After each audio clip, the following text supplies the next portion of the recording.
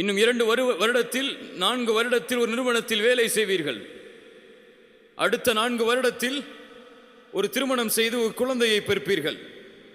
அதற்கு பிறகு உங்களுக்கென்று ஒரு வீடு, அதற்கு பிறகு உங்களுக்கென்று ஒரு வாழ்க்கை, உங்களுக்கென்று ஒரு குடும்பம்.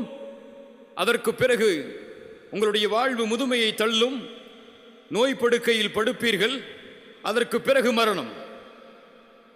இப்படி ஒரு வாழ்வை வாழ்வதற்கா அல்லாஹ் எம்மை படைத்தான்? இப்படி ஒரு வாழ்வை வாழ்வதற்கா அல்லாஹ் எம்மை லா இலாஹ இல்லல்லாஹ் என்ற கலிமாவோடு அல்லாஹ் ரப்புல் ஆலமீன் பிறக்கக்கூடிய வாய்ப்பை கொடுத்தான்? கால்நடைகள் வாழ்கிறது நோக்கம் இல்லாமல், குறிக்கோள் இல்லாமல், லட்சியம் இல்லாமல். அல்லாஹ் சொல்கிறான், யத்தமத்தஊன் வயஅகுலூன் கமா தஅகுலுல் அன்ஆம். உண்ணுகிறார்கள், சுகம் அனுபவிக்கிறார்கள் கால்நடைகளைப் போல.